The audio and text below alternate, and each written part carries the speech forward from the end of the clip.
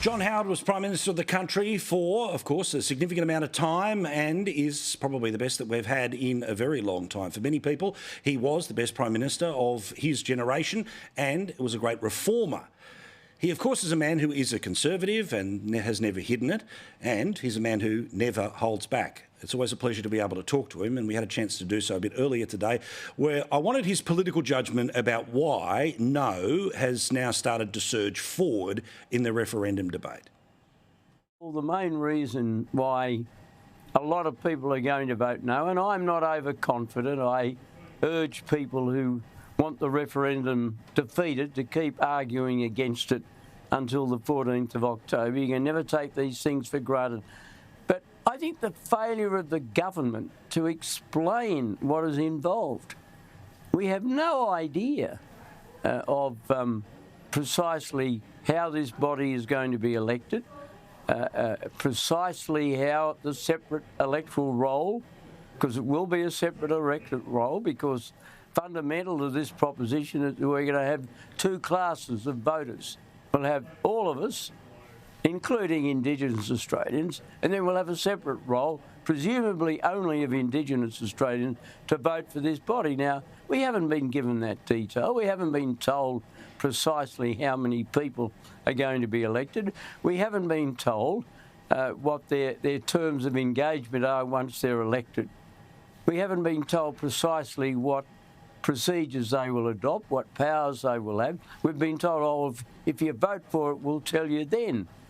Well, that is nothing short of insulting to the Australian people.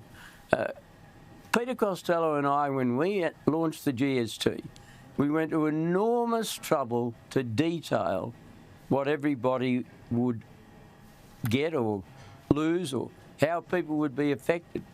And we went to the 1998 election with a detailed plan, and I felt as though we were walking on eggshells through the whole of the campaign through fear we got a detail wrong.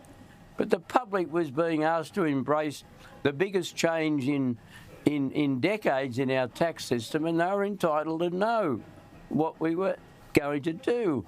And the same applies. We're adding a new chapter to the Constitution. We're creating a new body, and it will be entrenched in the Constitution, and it will be there until the people vote to remove it. And that's not likely to happen, and they're entitled to know. And it's just verging on insulting and patronising to say, oh, we'll let you know later, don't worry. And when he was asked whether he'd read the full document about the statement from the heart, from Ulru's statement, Anthony Albanese said, oh, why would I do that? Well, heavens above, I've got news for you, Mr Albanese. The job of Prime Minister involves reading a lot of stuff. And it's always your job and your responsibility to read material relevant to a decision that you're taking. And I just ask people who might have made up their mind to vote no or are in doubt to bear in mind that they're being asked to vote for something that hasn't been explained. They're being asked to create a separate class of citizenship. We already had 11 Indigenous people in the House of Representatives and the Senate. And for all I know, the next election could produce more. It might produce less, I don't know. But you can't say that when 11 out of the House of Representatives of 150 and the Senate of, 70-odd, 76, that they're underrepresented. In fact, proportionately, the 11 represents a greater section of the population than those who identify as Indigenous is. Now, there's nothing wrong with that. I'm all in favour of it. But I want a nation where we're one people, one destiny, one set of laws, one set of responsibility, one set of rights and entitlements. I do not want an Australia which is divided according to race. And whenever you have a separate chamber, available only to people of a certain race and entitled to be selected only by people of a particular race, you are dividing our nation. And that is why a lot of Indigenous people, as well as other Australians, object to the voice. Mr. Howard, I've thought long and hard about the way I was going to ask this question, so forgive me that inevitably, however I word it, it may be slightly awkward, but let's try.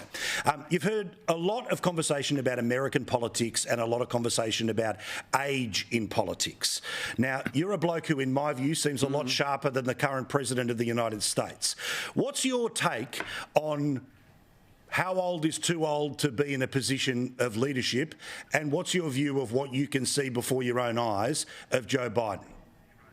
Well, it depends entirely on the individual. It depends. But there's no doubt that people are raising questions about the cognitive capacity of the current president. Now, I haven't seen him for probably 6-8 years.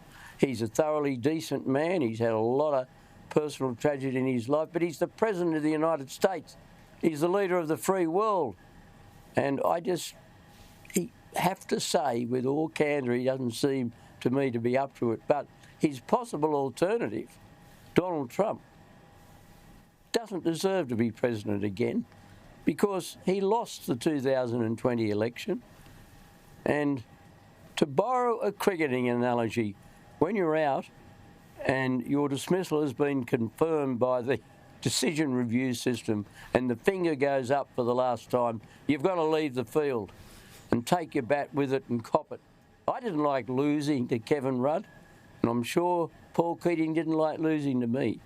But we all had to accept it because you play the democratic game, you've got to live by its rules, benefit from its good decisions and put up with its bad decisions. Donald Trump wasn't willing to do that. So it's a pretty depressing choice, and I have to say that thank heavens we have a parliamentary system, because you wouldn't be in this situation that America's in if they had a parliamentary system.